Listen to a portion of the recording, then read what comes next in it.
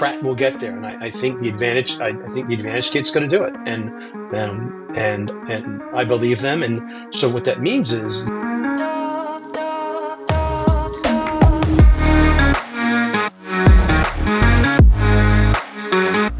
This is the Time on Wing podcast. Welcome back. I'm Courtney Miller with Visual Approach Analytics. With me again, Garrick Deschavon. He is with Collateral Verifications. Garrick, who are we talking to today? Hello, Courtney of Visual Approach Analytics, who you are with. So today we have the pleasure of talking to Mr. Steve Boecker. Steve is currently SVP of Marketing at HKAM Aviation, and he's been in that role for a couple months. But before that, he was Senior Sales Exec for Delta Tech Ops, little MRO there. Prior to that, he was VP Sales for AirSail. He was also Director of Sales for Global Leasing at IAE. Little engine manufacturer there. Prior to that, General Manager and a bunch of other roles at Pratt Whitney. So between Pratt and IAE, that he was there for quite some time. So he's an engine guy inside and out. He was Director for PEMCO World Air Services. He was also Captain for the U.S. Army Reserves. He spent some time as a supervisor at FedEx. And also he was System Operations Manager, amongst other things, at Presidential Airways. He's got his BS in Business Administration from the Citadel, and also an MS in Aviation Management and Operations from Embry-Riddle Aeronautical University. So he's a ERAU alum, just like us. So Steve, this is your time on wing. Just a quick intermission to pay the bills, then we'll get you back to the podcast. You've probably heard of Visual Approach Analytics. Here's what we do. Visual Approach delivers contrarian data analysis on the commercial aviation industry. Subscribers can start with our industry analysis and weekly insights, and then upgrade to access our downloadable charts and visualize market trends. You can even white label our charts in your own branding. If you need a white paper, a custom presentation with novel contrarian insights for your investors, or your board members, or your boss, yeah, we do that. Our objective is not to be the thought leaders in aviation. Our objective is to give you the tools to be one. VisualApproach.io. Check us out. Okay, back to the show. Steve, thank you very much for being on the show with us today. Thanks, Garrick and Courtney, both for having me on. I really appreciate it. It's quite an honor to be asked to be on. And people have been on here before me, so it's pretty special. So thank you for that. Gosh, it is special, Garrick. Special. Garrick is special. I think he did that. Yes, I'm definitely special. What's the Paul McCartney song, The Long and Winding Road? Well, it has definitely been a long and winding road, but it's been. I've had the benefit and fortune to touch many facets of the industry where a lot of people touch on one or two or 3 points. I've been all over the map, and most of it wasn't planned. Some of it was happenstance. Some of it was planned. Let's just go back. So as a kid, I was always geeked out, even as a little kid. I mean, like a little kid, like 5-6 year old kid. Going back to went to the Oakland Airport as a 6-year-old kid in kindergarten, and we toured it. 737-200, not like I remember that like it was yesterday, in Air California, for me, that was the beginning. It was the Head Start program, wow. And so for me, that was the beginning, and it was just downhill from there, and it was just enthralled with aircraft and aviation, and so that was always.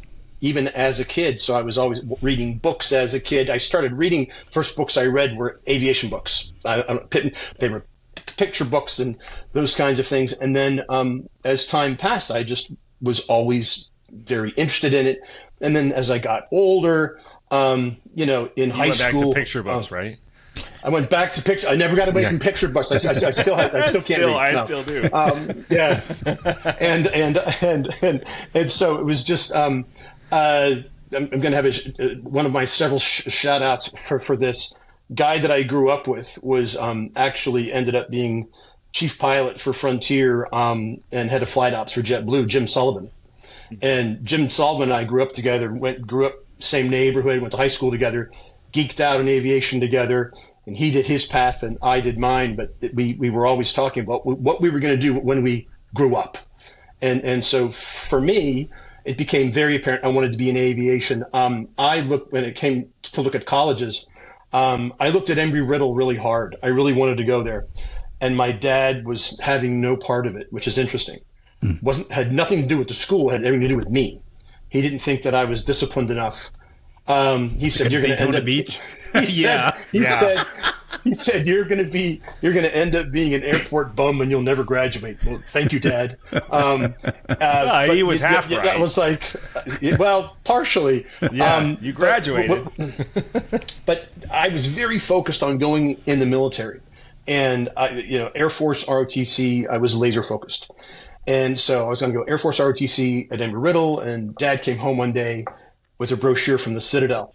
And I'm like, what is this? And so I looked at it. I went down as a weekend visitor, and I actually really enjoyed it. The structured environment, believe it or not, I know it's going to sound crazy, but I ended up going to the Citadel, and was a huge part of my career going forward. And so Dad goes, "You can go to Embry-Riddle after the Citadel." And so my goal was to go into the Air Force after the Citadel, on path, on track, on glide slope, ready to go.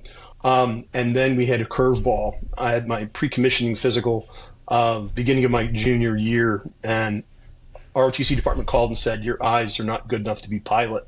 You're not even good enough to be a navigator." And I'm like, because I knew they weren't going to be good enough to be pilot, and I was going to go to Mather Air Force Base. I was going to be a navigator. I had it all planned out. And what ended up happening is they called me in and they said, "You're a business major with okay grades. It's not going to happen. You're not going to fly, but you can be a missile officer." And I thought about that, and I was like, wait a minute, mine out in North Dakota, 50 degrees below zero, 500 feet beneath the ground. A lot of my classmates did it. I chose not to. There were only several paths to Air Force ROTC at the time: pilot, navigator, tech, non-tech, and that was basically the path. And there was no path for me other than to be a missile officer. So I went across the hall and talked to Army. And I wanted to go in the Transportation Corps because that was my path B. And it was late. This was the Reagan era. It was competitive. They're like, "Nope, you're going to get combat arms. You're going to be infantry or field artillery." And I really wanted to be aviation. It was a brand new branch at the Army then. You had to be a pilot, though, to get branched to aviation as a commissioned officer. Long story short is I went back to the room. I was pretty devastated. Sergeant called me back, and she said, "Look, I saw you were pretty devastated. Here's the deal. You're guaranteed your branch if you go reserve." And I said, "Well, I'm going to go active duty." She goes, "Well, you're not going to get your branch that you want. You're going to get what's left." And so I said, okay. So we took a wicked turn to the right, applied for my master's program at Embry-Riddle, got branch transportation, got my commission in the summer of 1984 from the Citadel, and then went on to officer basic course at Fort Eustis. Ended up doing some super cool stuff as a transportation corps officer. Absolutely fantastic. Trained in all types of transportation, air, highway, rail, and my specialty was air mobility. I did a lot of interface with the Air Force, did some training at Charleston Air Force Base, and really enjoyed it, loved it, really liked it. And then I started my master's program, and I was in a reserve unit in Orlando and went on from there. And then and so got my master's degree, and then it was time to decide what to do. It was at airline deregulation. I was competing for jobs with the fired Reagan PATCO controllers. So all the PATCO guys that had been fired because they walked off, because they struck, they were all much older than me, but they were scrambling for jobs as I was. But anyway, so got my master's degree, got my pilot's license while I was getting my master's degree. Really glad I did that. Realized piloting for me was awesome, but I didn't want to make it a career because that was a choice I was going to make if I wanted to, continue further on that. And I chose not to. I liked it as fun, but not as a job. Ended up getting a number of interviews, a slew of interviews, and a couple of offers came through. In my infinite wisdom, ironically, I ended up choosing the one that was going to pay the least, with the least amount of runway. My father was going to kill me, And it ended up being, I got offers from New York Air. I got offers from Southwest, Eastern, and Presidential Airways. Presidential was a startup out of Dulles. And my philosophy was, I'll go with a startup. And I was a part-time baggage handler. And I thought, if I'm going to go up through the flagpole, I'll start there. And I started on the ramp. And here I am with 6 years of college as a commissioned officer throwing bags at Dulles Airport. Yeah. I was not really popular on the home front. I was not. But I was very focused. I said, if I'm going to know this business, then I need to know it from the ground up. And I was adamant. And I ended up not, I've been wrong many times in my life. That was not one of them. I ascended fairly quickly within Presidential to various jobs. I was a ramp supervisor. I was a gate agent. I was an operations agent. I loved operations, absolutely loved it, and I got to do some super cool stuff. Presidential had a contract with Club Med in Miami, and I would go down on the weekends. They had a lot of problems on the ramp in Miami at that time period was rough stuff. I mean, when I say rough stuff, I mean you come in one day and another airline, to remain nameless, has stolen your pushback tug and painted it in their colors by the time you come back in the morning. I mean, these are the kinds of things that were going on the ramp in Miami at 80, 86, 87, 88 timeframe. But great experience. And unfortunately, in December of 89, Presidential folded and filed Chapter 7. So I was without, I had no job. But what I did have was I had all my licenses, all my driver's licenses for all vehicles. I had all my security clearances. And a friend of mine said, FedEx is hiring. And so I walked over to FedEx and they hired me immediately. And FedEx were you in Miami or Dulles? Dulles. And so it was late 89. And they brought me in as a ramp agent, basically. Because of my experience level with the military, they gave me quite a bit of responsibility fairly quickly. I have to say the training at FedEx was phenomenal. Yeah. Safety, I mean, the ramp is a tough environment, and the training FedEx had, I still remember to this day. I mean, just absolutely phenomenal. And I worked at FedEx for about 9-10 months, part-time, but loved it. I mean, hard work. I have a bad lower back to prove it. So what were you you said you were working the ramp. So you were driving the tugs and. Yep. So I had, at Presidential, I had pushback authority. So I was licensed to pushback aircraft, not at FedEx. At FedEx, I drove everything but pushed back the aircraft. Sure. And to be part of the FedEx team, the DC-10 would come in from Memphis, and they were like, ants on a sugar cube. It was amazing. The effort, I mean, just the coordinated effort. I really enjoyed being part of that. It was a phenomenal experience, but it's not something I wanted to do for the rest of my life. And so, but before you move on, this is great. Fascinating, because I don't think people appreciate air cargo, express especially. And when asked, somebody asked me, like, what's the difference between like a cargo airline and a passenger airline? And the boxes don't walk themselves off the airplane. That's the difference. But now think of all the container rotation, and you got to be pulling those. What were they? A containers, AMJ containers, whatever. So they were. We had a number of ULDs, unit load devices, which the non-cargo world forgets what they are, and they each have usually 3 letters. They were AKEs, they were or LD3s, or they had 3 characters that designated what they were used. M10s. And so the DC-10, the 727, obviously AYY containers. The DC-10 took some unique containers compared to that of the 727, but it was very organized, very safety conscious. I cannot tell that there was a clock. Courtney, you were right. I mean, boom. They would say we would. turn on, they had what they call it FedEx TV. You come in and they said your aircraft is inbound. Now this is years ago, so the number of aircraft coming in now to each station is multiple. Whereas we had one DC-10 a day, sometimes two. And believe it or not, the little Falcon 10s were still running around.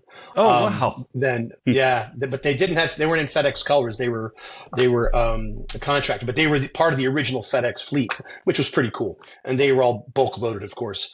But yeah, the clock. And what happened is when FedEx pre-sorted the vast majority of the cargo before it even came into the station.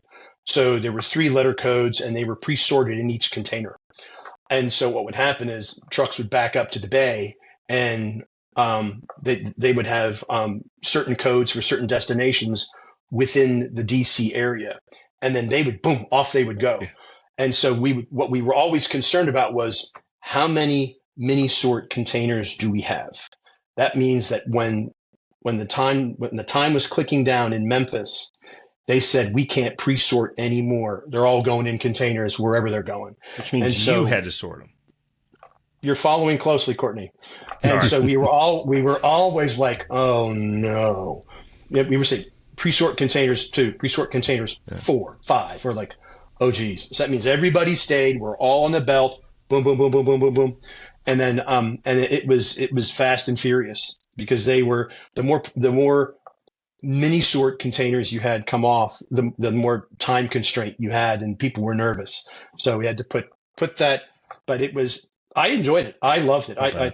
I thought it was great. I really enjoyed working for FedEx. But what's not on my resume, but what I also did at the same time was I was a ticket agent for British Airways. Yeah. And wow. I actually, because BA used to had 2 flights a day, normally 1 747 flight to Heathrow, and then the Concorde.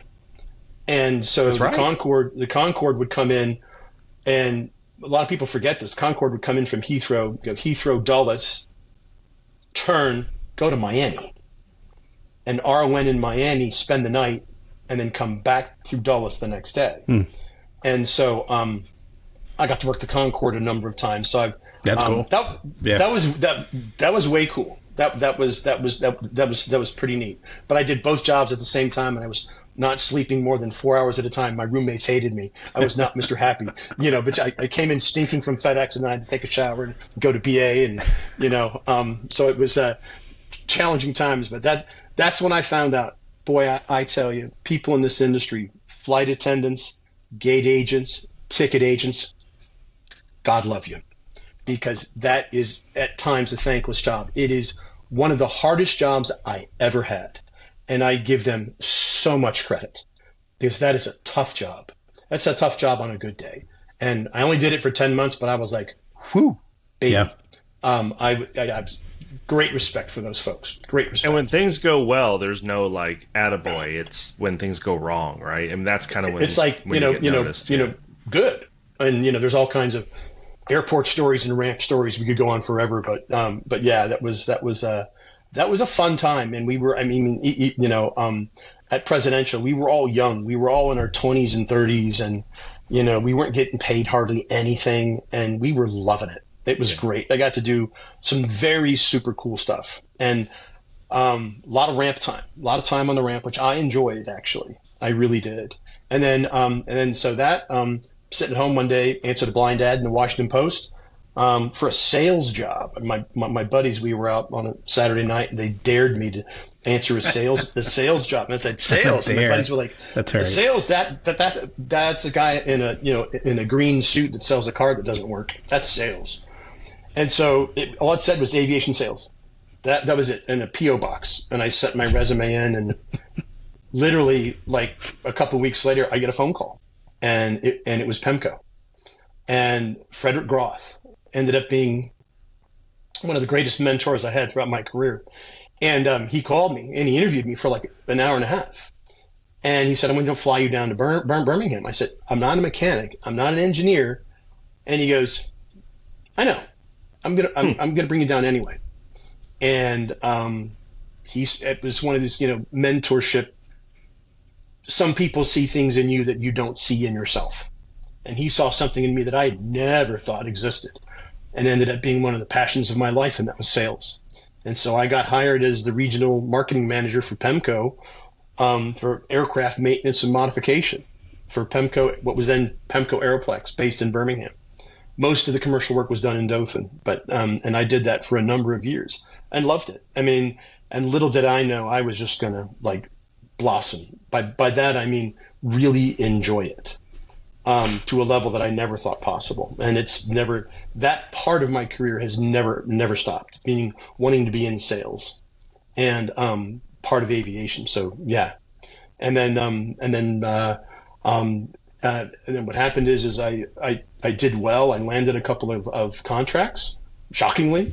They expanded into Europe. And Frederick called me in one day and he goes, Sterling Airways in Denmark, the original Sterling, has filed bankruptcy. It was in 1993, and he says we're going to lease that facility. This beautiful new facility they have at the southern part of the Copenhagen airport, and we're going to expand into Europe, and we want to take you with us. And I was like,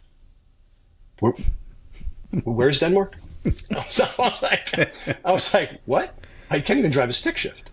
I was like, but anyway, so that began the next phase of my career, where international business.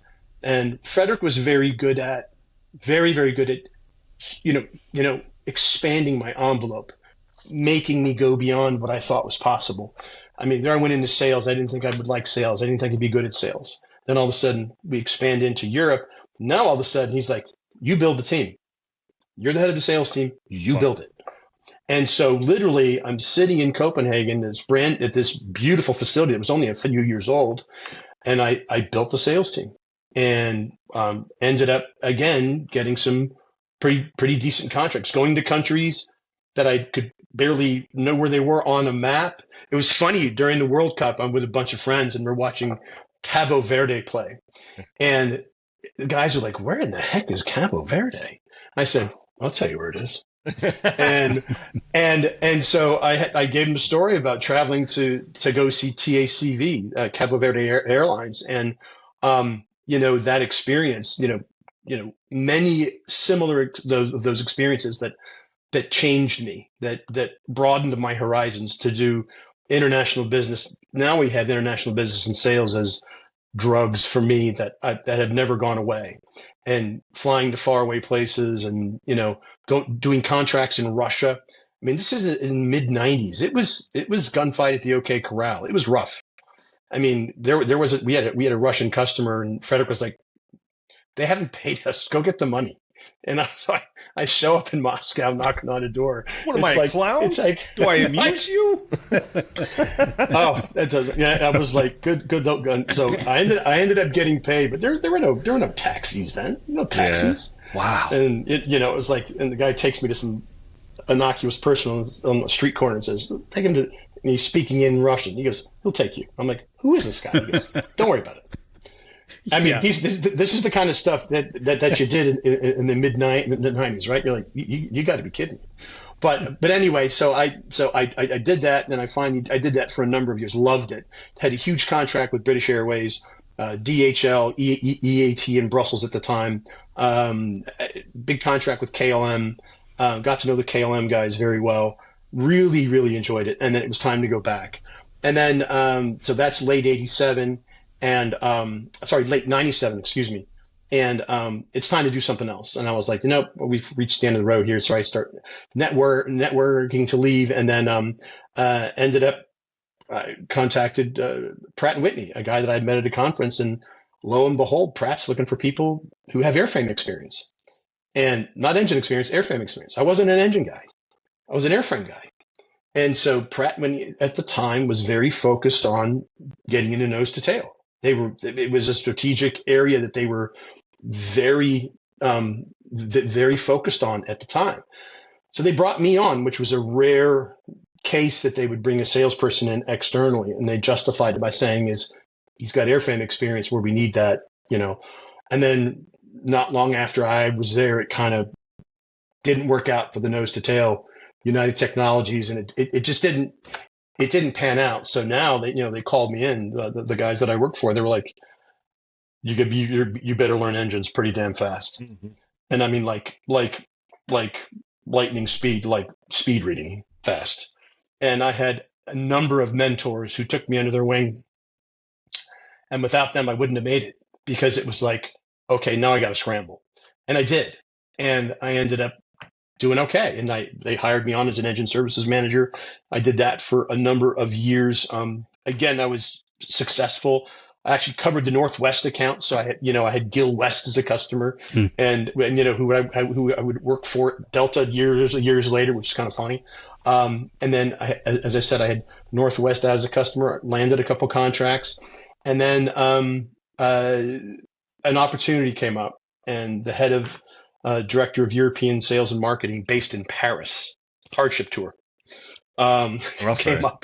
came up, and I competed, and I was successful in getting that. So I moved to Paris in the summer of 2000 and ran the aftermarket team for Pratt Whitney, Europe, Africa, the Middle East, and was able to develop that. That team was already in place largely, and I had that for 2 years. It was supposed to be 3 to 5 years. 9/11 happened, and so Pratt Whitney United Technologies brought, with a few minor exceptions, the expats back to the U.S. And at the time, unfortunately, my daughter was born in Paris, and unfortunately, I was going through a divorce at the time, and so they stayed in Europe. My wife at the time was Swedish. She stayed in Europe, and I came back to the States, and I ended up working for Jill Albertelli at Pratt. And that she had a team of folks. We had the engine centers. So I had the Cheshire Engine Center in Connecticut. I had ESA in Singapore, and then I got to work with some really cool people. Bill Kircher, who's now at CTS.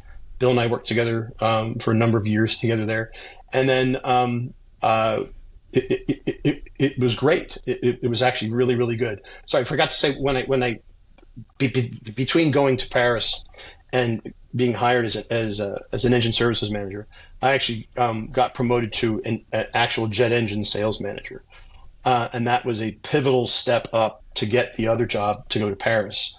And I was the low man on the totem pole, and part of me learning the ropes at Pratt was you had low hang. They gave you like you didn't get the 5-star customers, right?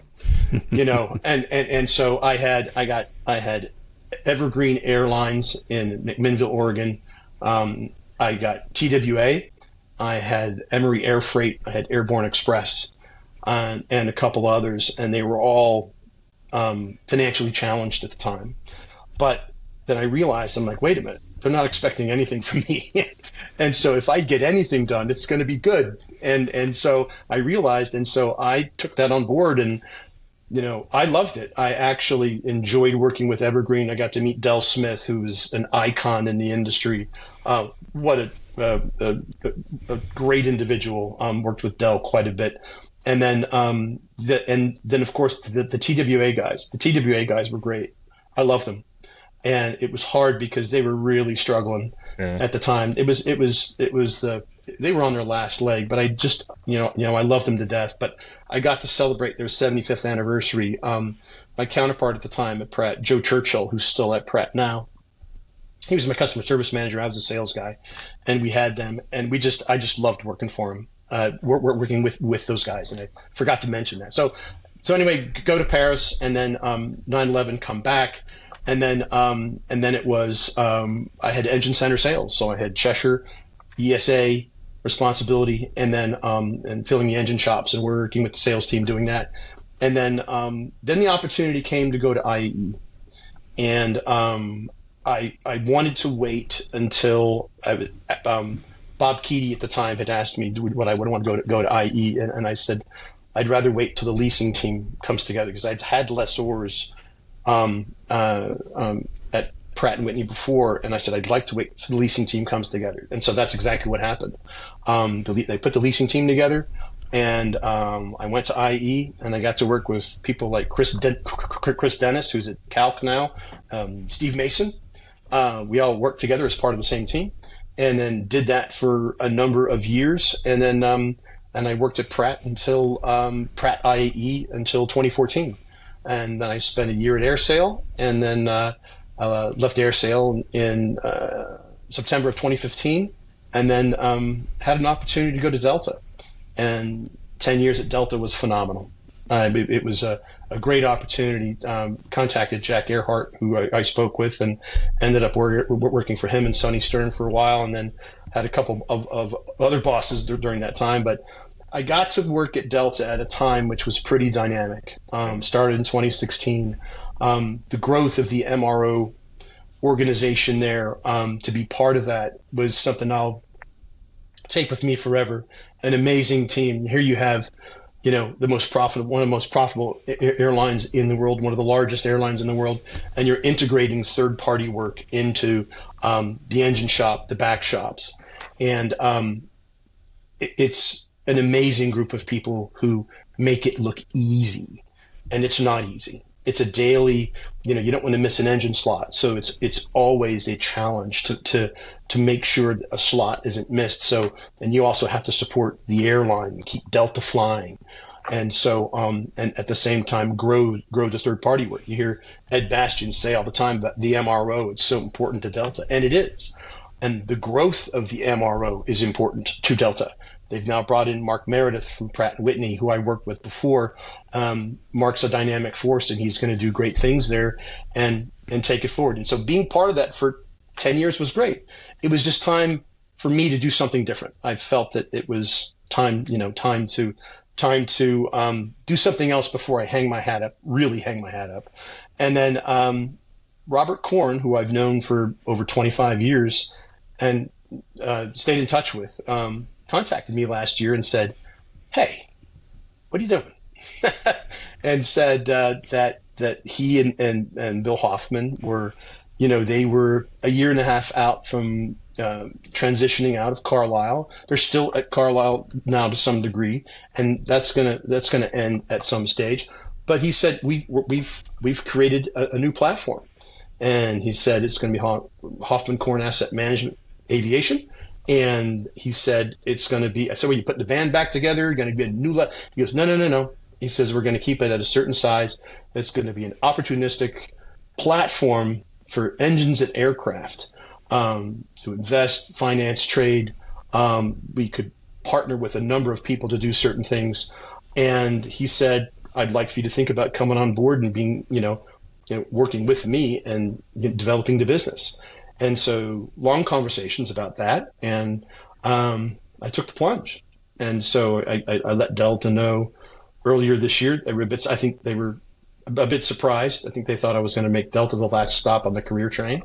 And, part of me wanted to, but, opportunities like this don't grow on trees. Mm-hmm. And it was a great time to do it. They didn't know that you chose Presidential Airways over Southwest, Eastern, TWA. These are the type of things that these are the decisions that Steve Boecker makes. That's a fact. And I mean, it's funny because to this day, people are like, "You did what?" and I said, it was a pivotal part of my background and my career, and I wouldn't have traded it in for the world.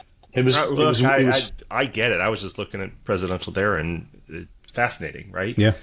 Besides all the other airlines that you named, I mean, most of them are gone now, except for Southwest, of course. That would have been a lottery ticket, but it was. You can't win them all. They offered me the exact same job, and I thought, well, Southwest is an awesome company, but I think I'll be there for a while because people, Herb Kelleher was very focused on, hey, you start with me. That means something. Yeah. And you hire from within, and kudos to Herb for that and I thought, well, Presidential, I have a greater chance, and I wasn't wrong, but it was kind of chaotic at times. I'm not going to lie, but it was a lot of fun. Yeah. Yeah. I didn't mean to interrupt the story on. No. No. Is it HK? Is it Aerospace Aviation Systems? HKAM. Hoffman Korn Asset Management. HK Asset Management, that's right. So, Steve, I will say, I think you missed probably the biggest part of your career in IE, where I believe for several years you handled the appraisal community, which... I did. Well, I felt like I was taking a little bit long, so I was like, I got to sped it up. Another great example of just going after the hard stuff. Yeah. So no, it's a good point because when you were I was reading through your questions, and I think probably one of the proudest aspects of my career is that when I was at Pratt before I went to IE, I was working for a gentleman by the name of Steve Agnelli. Who was a great guy. He spent a lot of time at IE before he came back to Pratt. And I was very focused on the lessors. I mean, I had lessors as customers, and I was banging the drum pretty hard. I said, we don't have lessor conferences like the other guys. Pratt was the last to do it. GE was doing it. CFM Rolls. IE hadn't done it yet. And I said, and so I took the torch. I said, we're going to do this. And so I had buy-in from my leadership. They were great. They were phenomenal at the time. Just very, very supportive. And so the very people that were there remember this. The first appraisers conferences we had were up in the conference room of the training center. And it was small enough to have it back then, and it was a great place to have it. And it went great. And the support from the Pratt Whitney engineering team was phenomenal. And it grew, and it got bigger, and it got bigger. And then that continued. And then I went to IE, and then that's where I met Rob Rosati, one of my dearest, closest friends. And Rob and I took that forward at IE and said, we're going to do this. So we're going to do this here. And so you were the recipient, Garrick, I think, of when we started to do that at IE. And sounds like guinea pig is the right term. Made it a big deal. But the other challenge we had was everybody else was giving out lessor handbooks. And Rob and I were like, we can't not have a lessor handbook. It's time.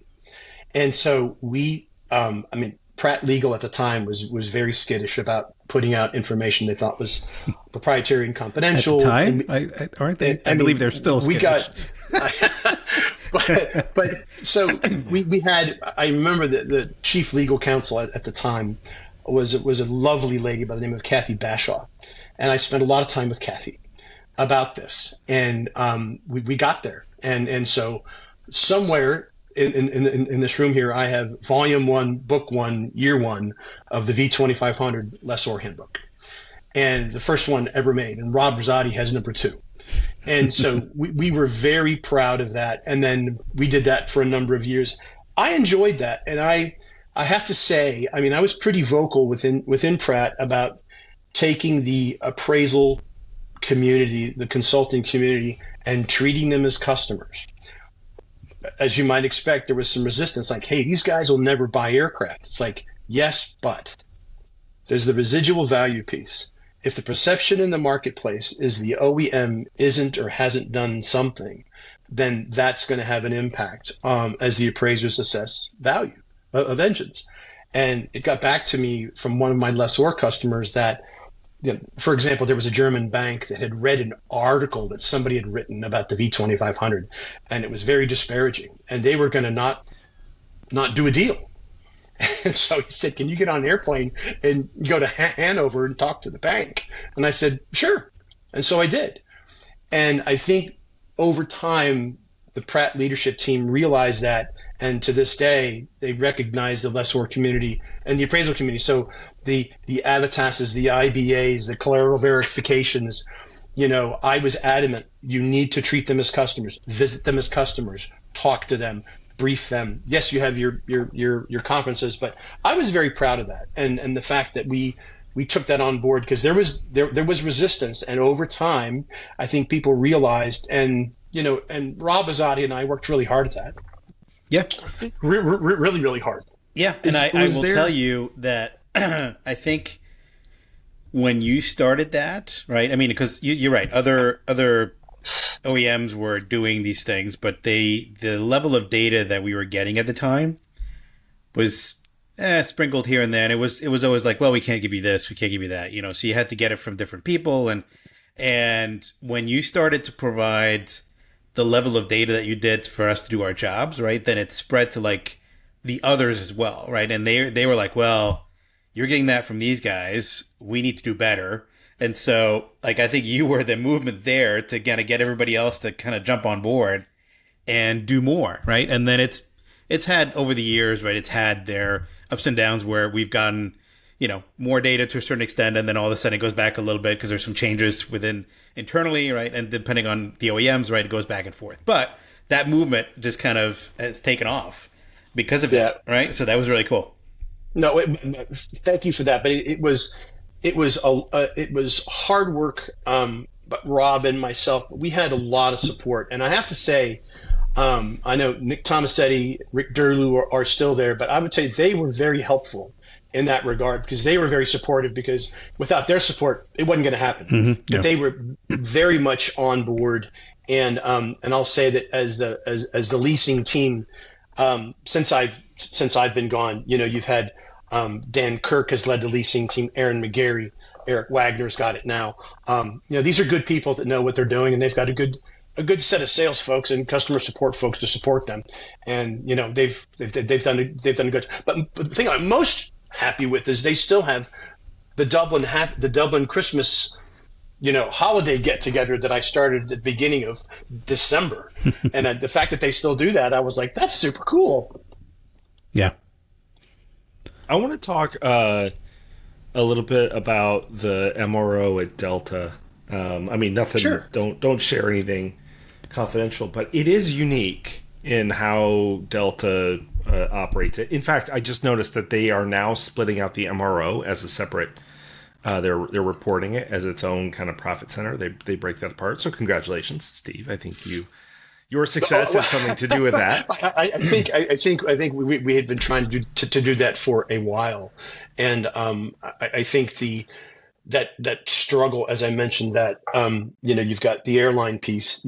Delta Airlines needs to be what it is, and it needs to be an industry leader in every operational component. But the MRO piece is something that Delta truly enjoys, and it was one of the few parts of Delta that was during COVID that was generating revenue, and a lot of revenue. Yeah, that's right. And so that and cargo and the credit card. I mean, the MRO, the credit card, and cargo were the three parts of the airline that were generating revenue. And really, I mean, the fact that Delta didn't lay anybody off during COVID, that's awesome. Yeah. Yeah. I'm interested in just kind of the philosophy. There are many times I've spoken to airlines, and if I was selling airplanes at Bombardier or whatever, I'd say, well, look, this airplane's optimized, whatever. And they'd say, yeah, well, fleet commonality. And we would always say, well, Delta did it. And they'd say, well, Delta has tech ops, so that's like cheating. I'm like, so why don't you have one of those? But it's from that perspective, like, what, just kind of from that overall operating philosophy, what did, besides the operating income from the MRO and the third party and all that, what capabilities, like, how does it get Delta to think differently? The MRO capabilities are the same capabilities that Delta Airlines, that the technical capabilities that Delta Tech Ops has, that utilization mirrors both MRO and for the airline. And so, and as a result of that, one of the things that when I was there, the 10 years that I was there, is what's sellable? Like, what can we go sell? Whether that's component volume, whether that's airframe maintenance, which I feel bad for the lessors, because we would get phone calls all the time, and the Delta has very limited third-party airframe capability just because they just don't have the space, and Delta does very little, very little of their own heavy airframe maintenance. It's all farmed out, and also when Delta instituted the Rolls-Royce engine shop in 2018-2019 timeframe. They displaced, 6 hangar bays. They transformed 6 heavy maintenance hangar bays into an engine shop, into one of the most beautiful engine shops that you'll ever see. But that was a conscious decision, and it was the right decision. Were these for the XWBs or the All the Rolls engines. Just so this all is of them? Oh, wow. this is the 1000s, the XWBs, the 7000s. Yeah. My And goodness. so the 1000 is the only engine that Delta doesn't fly. Now they just ordered it, so I can't say that anymore, right? They just Yeah, but I ordered don't think they've did they choose an engine? I don't. Sorry, I apologize. Oops, Freudian slip. They chose the Gen X. They chose. They did. Okay, I didn't even know that they did. I'm sorry. Yeah, they chose the Gen X. So the 1000 is the one engine that Delta doesn't fly, that they maintain, and that was a request from Rolls-Royce, and Delta said yes, and it was a good thing because I think the 1000 operators are pretty happy about Delta having that capability. I think it would be hard pressed if Delta didn't. So anyway, so that capability transcends the MRO piece, the airline as well, and so going back to what I've said a couple times now is managing. So when the sales team's out talking about CFM 56-5B, 7B maintenance, LEAP 1B maintenance, whatever it may be, whatever engine type you're talking about, it's critical that we understand what the capacity is. We don't want to undersell or oversell or underdeliver. And so finding that balance about what we can go sell slot wise was something that that's done daily. And my former counterpart at Delta, Mark Covey, who's a superhero, does this daily, the interface between the operational shop, the sales team, and manages that. And that is a complex, difficult task. And they do a very, very good job of it. So the bottom line is what ends up happening is Delta maintains its operational capability. And that's combined with lease engines that Jeff Kiesling's team does. And they make that decision at a much higher management level. And then so the slots that they have available to sell, the MRO team goes and sells them. So the intent is you don't have a slot that doesn't have a customer, or it either doesn't have a Delta engine in it or it doesn't have a customer engine in it. That's the goal. And as I like to say, perfection is not a destination; it's a journey.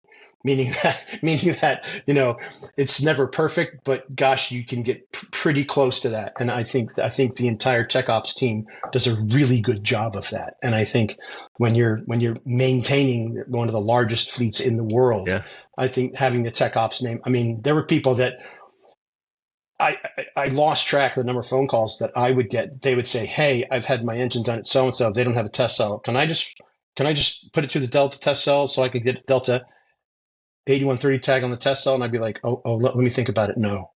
And it was like, who wouldn't want a Delta 8130 tag? The test cell guys and gals were some of the best in the world.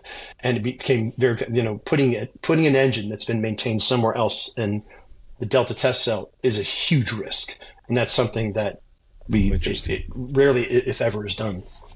And are there, I'm trying to think, I guess, is it similar to how Lufthansa Technique kind of handles theirs? Are there other examples that kind of have the same scale that the Tech Ops does within the organization? So what's interesting is everybody at Tech Ops is a Delta employee. They're not spun off. It's not a subsidiary. You're in everybody at Tech Ops. There are contractors. I want to be careful here because there are full-time employees and then there are contractors.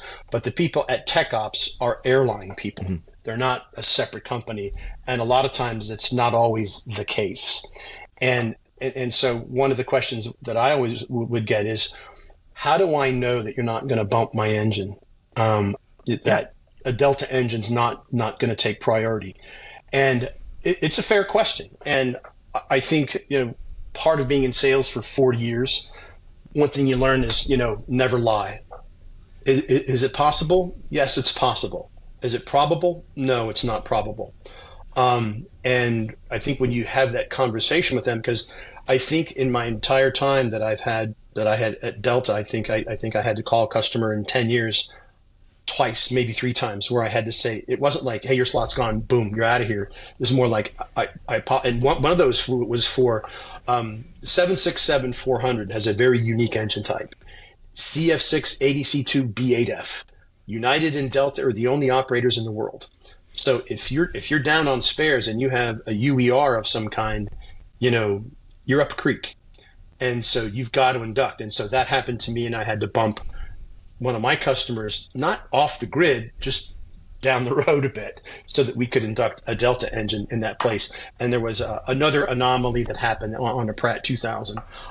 So it does happen. It's pretty rare, because imagine us getting Delta getting a customer. You sign on the dotted line and saying, Delta had we had to bump you. It's like, I mean, that's something that we desperately tried not to do, and to minimize that at all costs, because we didn't want to have somebody say, "Hey, I told you so."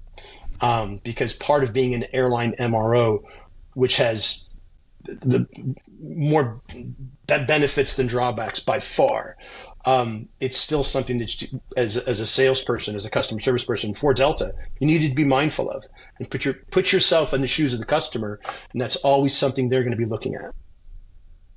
I find that fascinating, because that's the question that comes to mind: is how do you deal with competitors, but how do the competitors deal with the idea of working with or relying on their, I guess, competitor? I wouldn't imagine that you inducted many United Airlines airplanes, but so it's interesting, right? So I've had this conversation with a number of people. So I would be telling an untruth if I said that some of our competitors have made it very clear that I think one of our competitors said my engine will never grace the doorway of a tech ops facility or something along those lines. Yeah, until it's AOG in Atlanta. But the other thing is this, because through the offload programs, the Rolls-Royce program, the Pratt Whitney program, there was a time, I think we counted, I forget, 8 to 10 Spirit engines in the Delta facility. And you tell people that, and they're like, "What? Spirit sends you their engines?" Like, well, through Pratt and Whitney. Sure. I mean, Pratt Whitney's our customer. The operator happens to be Spirit. And so I think visitors were always intrigued by that. Like, and you don't treat them any differently? Absolutely not. Well, you charge them extra. Like if they want, if they know want... nothing of what you speak. No. You want the extra grease? Oh, that'll be $10. Eat the good grease, the good one. But it's a fair question, and there are times that it has come up, and at the end of the day, it's the customer's decision. And when it comes through the OEM, be it Rolls-Royce, Pratt and Whitney. We had Delta's got an offload program through Safran. Same thing. Each of those operators knows. I mean, we know who the operator is, but the customer, the contracted customer, is the OEM. And so that makes sense. But if they want to come visit, they're welcome. We open arms. Delta was very good about that. Whoever the operator was, whoever the owner was. You just have to walk under a big neon sign that says "Fly Delta Jets" to get Smile, there. click. Smile, click. Yeah. But to your point, what resolves those concerns more from the other airline side, quite frankly, is time. The longer that you operate the way that you were talking about, operating with as few interruptions as happened over that time. I mean, it makes sense that they would be more comfortable. It builds the MRO business. It builds scale. Delta benefits from that as well. It's an interesting concept, and one that I think we could all agree has been successful. Yeah, I mean, people ask when I was there. People would ask me all the time if we thought that tech ops was ever going to get spun off, and I'm like, that's a decision way above my pay grade. But I will tell you that tech ops is without question an integral component of the airline, and the MRO is an integral component of that. And I mean to its core. And having been there for the past 10 years, I've lived it. I've seen it. It's a very powerful part of who Delta is. Yeah. So I'd like to focus a little bit on what you're doing today. Right, because if I look at your career path, right, basically it feels like this job that you have today was made for you, I mean, when you think Well, about that may right, be true, actually. if you think about the what you're doing today, right? You guys are focused on a lot on the engine side, trying to find deals, right? Ben, you basically have all of the different check boxes that in terms of having worked for an airline, check, OEM check, MRO check, right? You name it, it's been there. So I guess from your side, and for those that listen and that are looking at how to get to their next level of position in aviation, or like how has all of that experience benefited what you're doing today, right? Because you're ultimately, when you're looking at assets, right? How does that play out? No, it's a very intuitive perception, because when Robert contacted me initially, and I was scratching of the head, there might have been a little bit of blood coming down. I'm like, what? And so it took a lot of conversations with him about what you just said, because I do have quite a large bandwidth, and like I said, a lot of people are more focused, but I've had quite a bit of bandwidth, which means I know enough to be dangerous about a lot. but that said, I will say, because I have had people reach out to me and say, how did you do that? How did it all come about? And I would say, I can't answer that, because Robert called me, I didn't call him. And I think here's what it goes back to. And it's one of the questions that was in your note to me before the call today was, what matters, what's most important. If I'm in the industry, how do you get there, and so on and so forth. One thing I found is this, having been in sales for 40 years, is relationships matter. And the people that I've done business with through the years, I've stayed in touch with. The people who, I have people who are friends of mine in the industry who were customers of mine, and several of them are now CEOs of leasing companies. Robert's one of them. He's one of several. And these are people that I've just come to know through the years and have done business with. And it comes down to, trust, integrity. And so, yes, there's the knowledge base, but there's also the network, if you will. And so obviously Robert at the C-suite level, his network is a bit different than mine, but combined, it's pretty amazing, because there are still people that I deal with in my space over my 40 years that he doesn't know, and vice versa on his side, of course. And we found that quite compelling in terms of our combined capabilities, in terms of the identification of opportunities, the assessment, the network, who can you call, this, that, or the other. And that part of this job has been pretty, it's been pretty amazing. Even in the 90 days that I've been in this job, it's been pretty evident. And Robert and I've known each other for quite a long time. I can remember when he told me he was going to start Apollo Aviation. I remember visiting him in Miami with a closet full of boxes. He didn't own anything. And, look at what he and Bill Hoffman have done. Yeah. It's unbelievable. So being part of that space with them, at this part of my career, I'm very fortunate, and very, very fortunate. And it is 90 days in, and I love it. I love the industry, right? But as awesome as this industry is, it's also kind of, it can be harsh. The consolidation. There are good people that get lost in the fray of consolidating companies, looking for jobs. We get emails from time to time, and you can be humbled pretty quickly.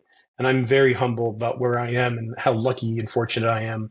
But there are people out there from time to time that, through no fault of their own, are found in a position that they could use a helping hand. And I never forgot that, because there are times in my career when I needed that, and people were there for me, and I think we should be there for them. Yeah, absolutely. Well, and that's what I love about aviation, right? You've got so many great connections and contacts, and except for there's definitely some people out there where you're like, you know what, you don't need to talk to that person. But I think those are very few, right? I think for the most part, the people that we know are always willing to lend a hand when you've known people for 20 plus years or more, right? So it's that's the great thing about aviation. Right. Yeah. So all right, let's pivot a little bit. And so you look at today's environment, right? You guys you're stepping in. You said you're 90 days in, and we're in an environment which is fairly competitive when it comes to trying to find assets, buy assets. It is, right. And so how do you get around that to try to make a successful career out of what you're doing, right? Because it's you're competing with everybody else. So how does I think that's the crux of it right there. I don't think we want to compete with everybody else. I think the way we're approaching it is from an opportunistic standpoint. If airline X comes out with an RFP for 26 engines, the likelihood of us participating in that, not very high. But if you want to, if somebody that Robert, I, or Bill, or Jack Hoffman, who works with us, knows, and they want us to, hey, I got two A320s. I'm not going to go out on the market with it, but would you guys willing to be? That's the kind of stuff we're looking at, is what I would call the non-mainstream stuff, opportunistic things. And frankly, Robert and I are in agreement that actually generates the largest opportunity to make the most margin. So if you are competing, to your point, Garrick, with everybody else, it's a rough world out there. And I mean, good engines. I mean, look at the 7B market, the 5B market, right? It's on fuego. I mean, what people are paying for unserviceable engines is unbelievable. Yes, we are getting those RFPs, but we are being, I would say, selective in how we approach that, which ones we want to dig into and take a look at. We are always appreciative. We want to look at, if somebody wants to put something across our desk, happy to take a look at it. We are looking at, I mean, we're really focused on mid to end of life. Absolutely. But some people will throw us GTFs. Some people will throw us leaps. I'm not going to say we're going to dig into that with the rest of God and country. But I would say you'll be able to take a look at it, because that data point is just as important as saying yes or no. The intelligence piece. What are they asking for? What does the bid entail? That becomes part of your intelligence portfolio. And I think that building up that intelligence portfolio is just as important as coming to a yes or no decision, whether you want to go forward with an offer. And so I think the best way to say that is we're looking at, we look at it is from an opportunistic standpoint. Does it make sense? Because if I'm competing with 50 people, probably not going to do it. But if it's something that somebody goes, hey guys, what about this? And I would say most of what we're taking a look at now is exactly that. Yeah, and I think that's the way to successfully look at doing these things, right? I mean, because these days, as you say, it's so competitive for the bigger stuff, and you've got people with, I think, different goals, right, that are trying to get perhaps more volume more so than returns, and so you're competing with those guys as well, and that's not worth it. So, but like you said, it comes down to the relationship. When you're one of 50 that receives an RFP, well, that's kind of the definition of a commoditized transaction, right? I mean, and there are people that are, it's a spot market right now for a couple of product types. And, what's interesting is the information that came out of Farnborough, for example, and it looks like, I saw your email the other day, Courtney, and that, God love Pratt and the GTF. It looks like they're turning the corner, and good for them. It's a very, very wide corner. It's just kind of a slow turn. We're already starting to see data. We're starting to see data points where, the 1100 lease rates are coming down, right? The minimum time periods for the lease term, it's changing. And so, I not just because I used to work for them, but because I believe in them, is that, Pratt will get there. And I think the advantage kit's going to do it. And I believe them. And so what that means is your 5B, 7B, more of a 7B bubble that you're in, yes, is going to take a change whether that's a shallow change or what, but there will come a time where that does change, because so right now, if you're able to secure even unserviceable 7Bs at a decent price, go team. But chances are you're paying more than you should. Question is, ask that same question a year and a half from now. Yeah. And I don't think it'll be the same. The question that we get, and I have the last week or so by quite a bit, is, hey, how's this engine market? How's the 5B? How hot is that market? And I always ask, compared to what? What do you want? Like, it's good. It's good. Yeah. It's really, really good, but not. Right. I mean, last year was kind of crazy. I mean, I don't know where your scale is. Are you asking year over year? Because, but by the way, it's not. That doesn't mean that anything's popping or blowing up either, right? But if you were watching line goes up and to the right for the last 5 years, and you're continuing that, pricing line off into forever and everland, well, no. So it's more just managing expectations. I think I found, like, it's more like, I hear a lot about, I'm starting to hear the word, and not to freak anybody out, but market softness. And I'm like, you mean like less hardness? Is that a thing? Yeah. Like what do you call that? Like, normalization. Normalization is what I like to call it. That's right. It's not depressing. It's just kind of boring. Right. I mean, but that's what stability looks like. And I think what people need to remember is this, and the three of us have talked about this before. You had a situation where you had new technology engine entrants enter at the same time, and the poor market really got hit hard with that. And the appraisal community, how do you determine they don't matter, maintenance reserve rates, and when the time on wing is like all over the map and it's not what it's supposed to be. And I've said this, and I'll be blue in the face, and I'll say it forever. Every single engine type, regardless of manufacturer, has had their day, meaning that they've had their issues and they will get there. The question is, how long will it take to get there? If you look at the history of the 7B, before that, it was, the Dash 3, and then it was, the 5A, and then before that, the Dash 2. Well, look at the CFM Dash 2. They almost canceled the program. Mm-hmm. Had it not been for the DC-8 re-engining and the KC-135s, CFM wouldn't exist. What was the origin of the 56? It was basically they ended up successfully selling it as DC-8 re-engining, and to re-engine the KC-135s. Was that the first type that it was on? I believe it was. I'm sure somebody watching. No, I'm sure somebody watching may know more than me, but it's my understanding that it really was the DC-8 re-engining. 10 seconds on Wikipedia, we can have this answer, but that's no fun. Right. But what I'm saying is, every engine goes through their development issues, and so whenever overly harsh to any one engine manufacturer, any one engine type, I would say take caution, because everybody has their moment and they will get there.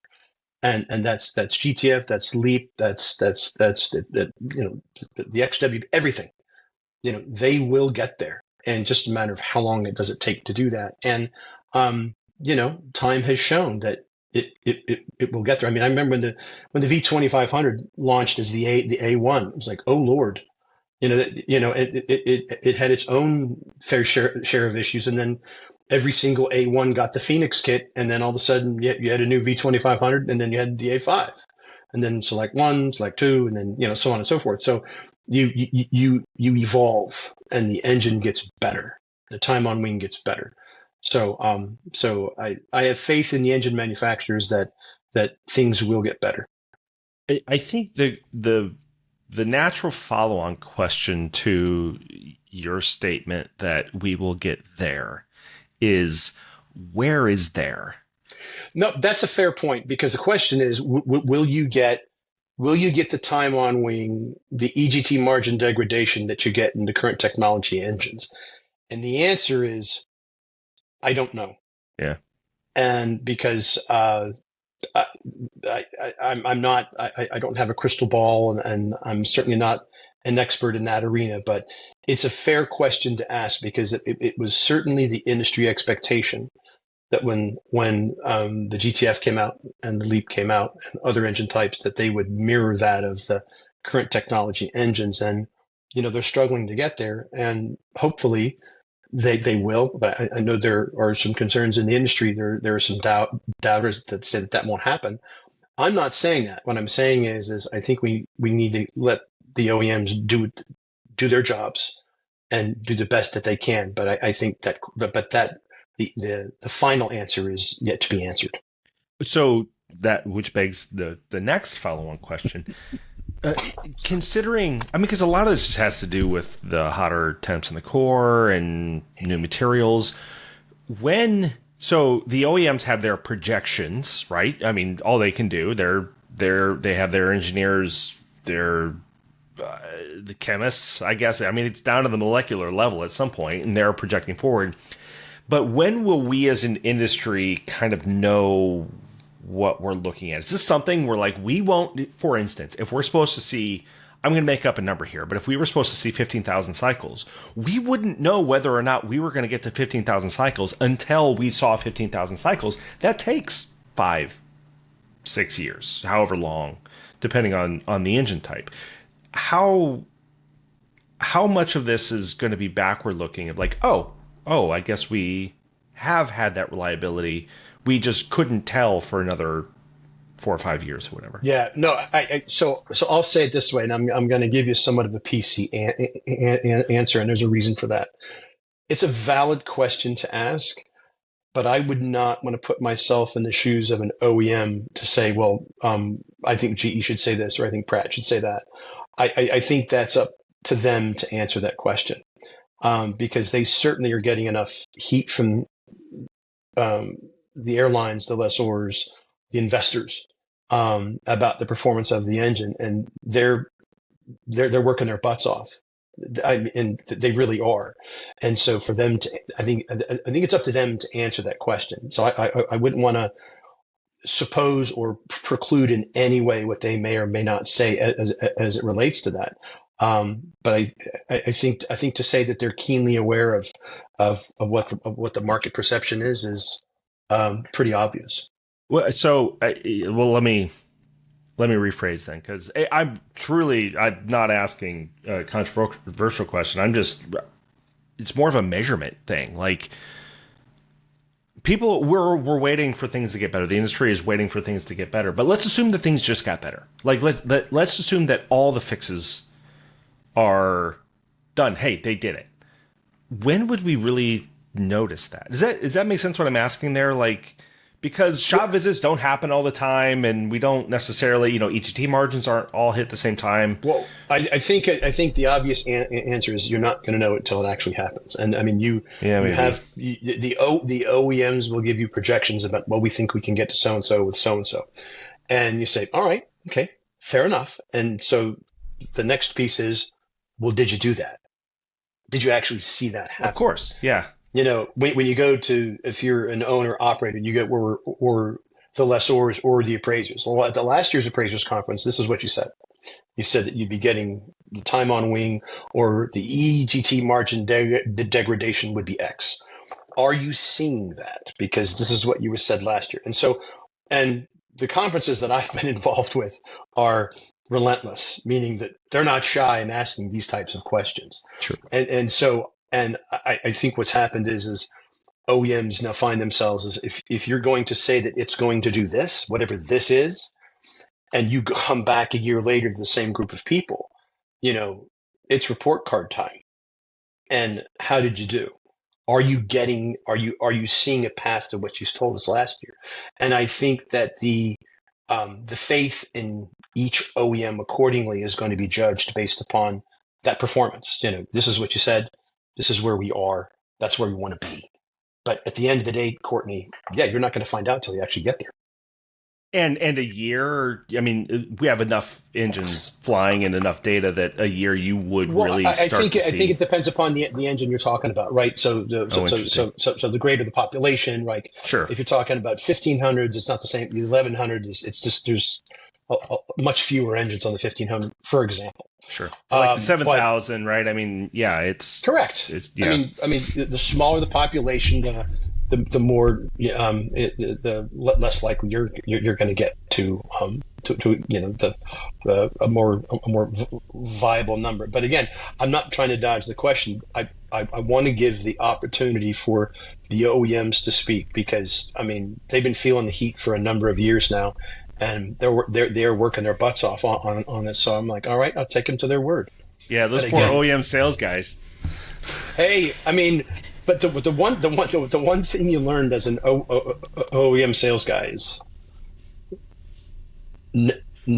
never say something that's not true. And if you don't know something, say you don't know. Don't know, yeah. And because there are more times than not. I mean, look, there's pressure. I mean, you're sitting in I mean, I've been that guy. You're in a conference room full of 30, 35 people.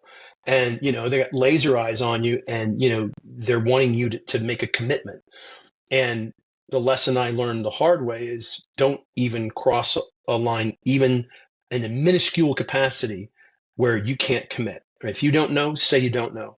But if you owe somebody an answer, you say you'll get back to them. But you get into the space where you start feeding out gray information. And that's one thing I've prided myself on in my sales career generally is if you don't know, say you don't know. But if you know it, tell them.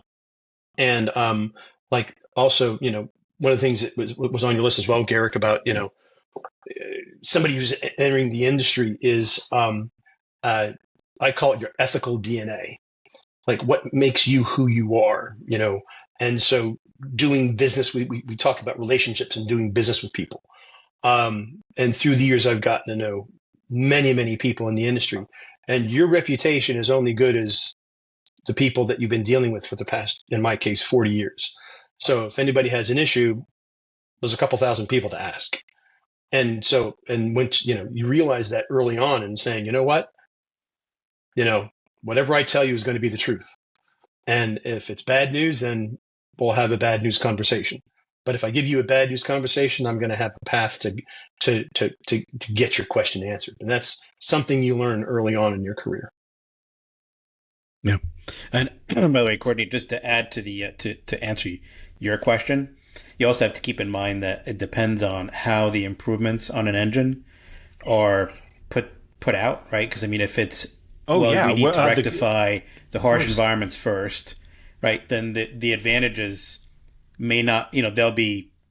It's not going to be as like, oh, you know what, we're going to see those, within this time frame, right? So because it all depends on how it's being put out there and which fire is being put out first.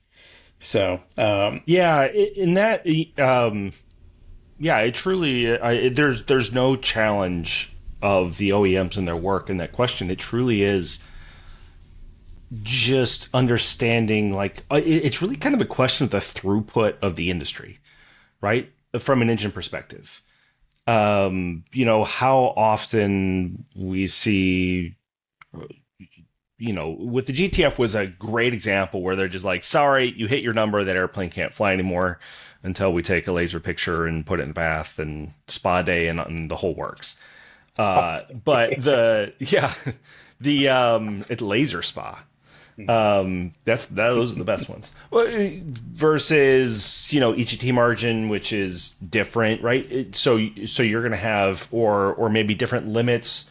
Or maybe it's not necessarily the length of the limit so much, or the number of cycles, but how it offsets from another component, right? Just all these different factors that come to play, where you may not really, the question, kind of revolves around, if we had an issue with the MAX that caused the grounding, well, we knew when an issue was resolved because the airplane started flying again. It was almost immediate. Like, we're kind of in that mindset. But when it comes to engines, especially engine durability, it's different. We may have a fix. We may have a solution, but you may have an engine without that solution because there's actually no need to fix it until X.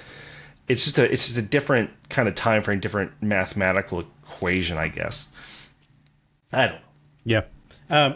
Steve, I want to kind of go back to something that you alluded to before, when it comes to, obviously, the engine OEMs figuring things out, resolving their issues, and that may or could lead to a change in previous engine generation markets, right? And I guess when I think about the environment that we've been in, right, it's, there've been double-digit increases year over year on the maintenance side, on the parts side, and so I think a lot of folks today, with the engine markets being so hot, everybody's like, yep, you know what, it's going to keep going forever. The value of the engine is going to keep going, right? The value of the maintenance is going to keep going. But I think we all, having been in the industry, all of us for quite some time, we all know that that's probably not sustainable. So how do you think about that in terms of when, what needs to happen for those changes to occur? Or how do you look at that when you're investing in like previous generation engines? I mean, you have to consider all these things. So look, it's a fair question, because one of the at Delta we had the benefit of having a large bandwidth of engines that we were putting through the facility, and you had older technology engines, 2000s, 4000s, CF6s, mid-life newer assets, 5B, 7B, and then much newer. We just started, putting toe in the water on LEAP 1Bs. When it came to, I had numerous conversations with both operators and lessors about older assets. To your very point, at what point does it make sense not to shop an engine or to shop an engine? What do I do? And it came down to cost per cycle. So you're going to build an engine to X number of cycles, and you're going to fly it how long? And then you say to yourself, okay, what's your target cost per cycle? We did a program for a lessor for a number of 7Bs, and they gave us a number, and they were like, you have to hit that mark. That's my cost per cycle, because I'm going to build the engine to X number of cycles. That means everything else building up to that needs to be in this zone, because if it doesn't happen, then it doesn't make sense for us to do this. So then it becomes, to a large extent, a material play. Do you have access to the LLPs and the stub time LLPs at a certain price to hit that target? Do you have other used serviceable material to be acquired at a certain price to do the same thing, to tie into that? It was a lot of effort, but we did it. And it was a lot of effort, but it actually produced a number of shop visits for engines that had targeted build, right? If it's just, overhaul it, it's like those days. I think those days are gone, meaning for third party work. You have airlines come to you, lessors come to you saying, I don't have a blank check to do this. It doesn't make sense to me to do this. But I would really like to have a Delta 8130 tag on this engine. So let's work together to find, and then it becomes a work scoping discussion. What's a nice to have and what's a have to have. And that's hard because work scoping engineers like to flex their muscles. Well, you need to do all this stuff. And, it's like, okay, do you really need to do all this stuff, or can you get by with a lesser work scope that's going to get us to where we need to be and bring that price down to a level where the customer is going to find it acceptable? So the whole access to used serviceable and parts is a very big deal.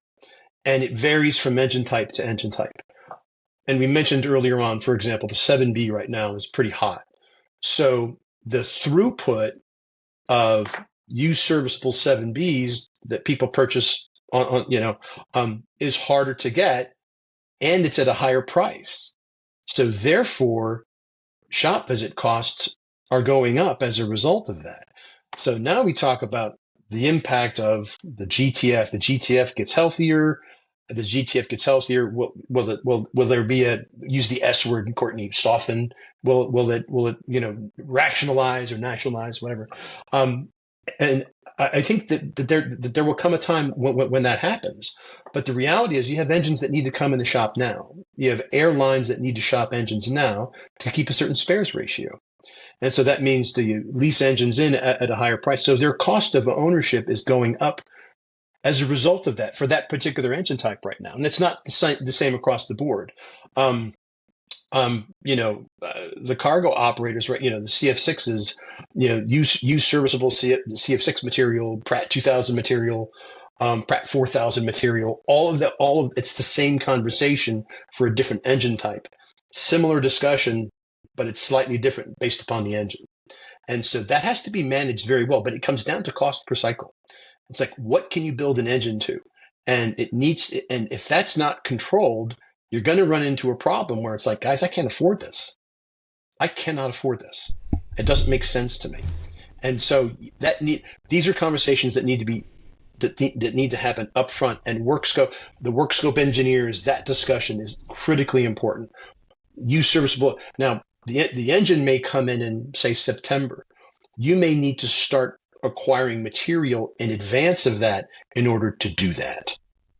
That comes the hard part. And then you're like, okay, well, that means, oh, shit. That's the I word. That's inventory. That means I have to increase my inventory in the near term so that I can have a shop visit that stays within target 3-4 months from now. But I have to get, and that's when you get into a payment term conversation with the customer. Hey, I'm going to need upfront so that I can acquire material, because I'm not going to have all these stub time LLPs sitting around. I've got to go get them. They might not be readily available if I have to buy them at the time the engine comes in. And so these are all those types of conversations that have to happen if you're going to control maintenance cost, because the maintenance cost and the determination of maintenance cost and the managing of maintenance cost is critical to any operator and lessor, if it happens to be a lessor who's inducting the engine.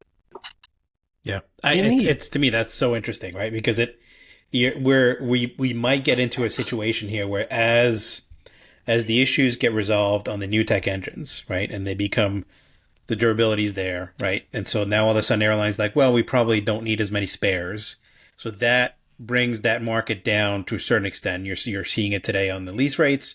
Right. So that means that now all of a sudden airlines like, yeah, you know what? We like this engine. Cost per cycle is probably going down. Fantastic. So we maybe don't need to shop 5Bs or 7Bs that we thought we were going to have. That puts those out on the market, puts more USM in the market. That lowers the cost of those engines, which probably makes them more attractive again. Right. It's like a back and forth. It's right. Really interesting. And so that dynamic will never change regardless of the market. Is it cheaper to lease an asset in for a period of time or to shop the engine now? But as I've said many years, you can only rob Peter to pay Paul for so long. You can't stave off shop visits forever. At some point, you're going to have to start inducting them.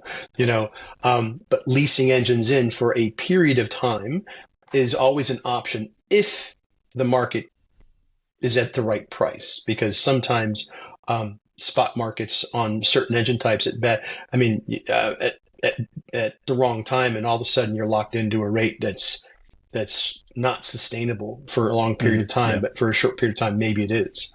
And so that dynamic is never going to change.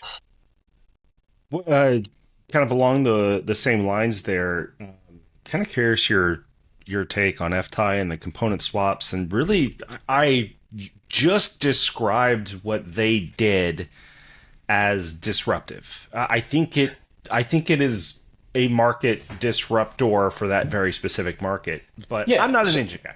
What's your take? So we know the FTAI guys pretty well. And I was, when I was first at Delta before FTAI became what they are today, we did business with Fortress. We did quite a number of 2000 CF6, 4000 inductions. Know the guys very, very well. Really like them. Smart guys. Joe Adams, Dave Moreno, Sam Hammoud, Jeff Giuliano. Those guys are smart. They're really smart. As far as being a disruptor goes, I know that their competition feels that they're disruptors. But one thing I will say is this: they have been innovative in their approach. And I think that needs, whenever you have a competitor, one thing I learned years ago is respect your competition and understand why they're doing what they're doing. Doesn't make it right, doesn't make it wrong. It means understand them. They're doing it for a reason. Doesn't mean you have to buy into it. It means you should understand why they're doing it. I think FTAI falls smack dab in the middle of that. You look at FTAI today, that is not who they were a year and a half ago. Right. You know, they have 4 shops they're supporting, right? They weren't in the MRO business a year and a half ago. I mean, I can remember when they were pitching to us just the concept of the module storefront. Yeah, okay. We took a look at it both from a Delta perspective and an MRO perspective at the time, and we couldn't make the numbers. We couldn't make the numbers work, but we were really close. But we didn't take anything negative from it at all. It was more like, oh, okay, that's an option that you can have in the event that you want to do so. Now they've morphed into this mega company, and now their tentacles are in many places. And so what obviously got everybody's attention was, okay, data centers. Okay, they want to use that's right. They want to use the CFM56-7B as a ground-based turbine for data centers. And so it was like, whoa, okay, that's interesting. Again, the devil's in the detail. And, you know, we had a discussion with him, and, you know, they're very focused on this. And I'm not saying anything that they have not said in the public domain, right? And so when I was at Delta, we met with them at the MRO in Orlando, had a good meeting. They gave us an update. Very aggressive, very ambitious, and they are moving forward. And they made an announcement during Farnborough Week that the mobile transport that they're going to use for this. So, and that's the next piece of this. So I would say, I think the jury's out in terms of the ultimate success as it relates to FTAI. I think they deserve respect for thinking outside the box, being innovative. Yes, in the traditional sense, they have shaken the tree of their competitors. And it's making them uneasy because they're like, hey, this is not how we normally do things. And so I'm like, okay, well, let's see what happens. The truth, you know, the proof is in the pudding. But again, I mean, we've gotten to know these guys at FTAI very well. We trust them and we like them, and they've been. I mean, I personally know these guys, and I'm very interested to see what happens next. So to say that I don't know if they're this or that or the other, I'm like, let's see what happens, because boy, they're out there now. Yeah. And they're being very aggressive, and they are impacting the industry. They are, because they're yes. one of the entities out there snagging up engines at, some would say, prices that are higher than market or should be. And that's part of what's upsetting people is what they call it the FTAI factor. The FTAI guys are doing that. Well, I'm not going to say that's yes, no, or maybe. I'm saying it's a fact that they are absolutely out there in that space. And they are a factor as far as their success goes. I mean, so far they've been successful so far. Let's see where we are a year from now. And are they the same company? Are they the same size? Are they growing? Have they shrunk? Have they been successful? Are they profitable? Let's see what happens. But I think they deserve respect in terms of being innovative and developing a product that they had the concept of, and it's like, okay, that's interesting. And there's a lot of people who feel one way or the other. And I'm just saying that let's see what happens. Did the CFMs that they're using for the data centers, are those only 7Bs? Do you remember? And again, I believe so. If I'm not mistaken, I'm not certain. I believe so. Well, Steve, we've been at it for a little over an hour and a half. So, oh my goodness, I know, and I think we could probably keep going for a while. But yeah, we could. In keeping kind of thinking about time and stuff like that, I think we will call it a day. But I did want to thank you for a tremendous podcast with us today. I learned some things from you, which is fantastic because I've known you for so long, but I learned some things, which is awesome. So thanks for taking the time to talk to us today and talk to us about... Well, listen, thank you very much. And thank you both for reaching out to me. It's been a great opportunity to, not many people get a chance to talk about their career very much to the degree that I did. And I really appreciate that. But, I'm going to finish up with one comment. And as it relates, I talked a little bit about it, but giving back to an industry that gave a lot to me. I do a lot with Embry-Riddle. I do a lot with the ISTAT Foundation Board. That matters greatly to me because when I was young in the industry, I wasn't sure how to engage. And so I've made it my purpose to engage through those platforms to give back to the younger generation, which I truly enjoy. Yeah, which is fantastic. And you're right, because it's true. There's not... I think that's one of the things that's kind of grown over the years is the fact that you have people that are willing to share their experiences with the younger generations, because you do have a ton of people that are so excited to be a part of aviation, but they don't really know how to maneuver and how to go about doing what to move up and to learn. And so it's fantastic that, we've got people like you that are out there that are like, all right, here is the things that I did. Don't do that. Do this. Right. And that's a long list, by the way. Yeah, that's right. Yeah. Sounds like a great title for your memoir. Oh my God! Don't do what that. I didn't go. Yeah, and there were stories that were not repeatable on the air. I'll check myself. Well, I for one learned a lot about Presidential Airways. Oh, it was a great time. It was. I mean, and by the way, people forget we got when I was at Presidential, we got BAE 146s brand new, and geared turbofan. The Avco Lycoming 502. That's right. And no thrust reverse. Yeah, that's right. And you have to buy 3 for the price of 1 to be able to. Oh my God! Right, keep them going. It was what a great experience it was. Yeah. It was awesome. Yeah. Well, thanks again, Steve.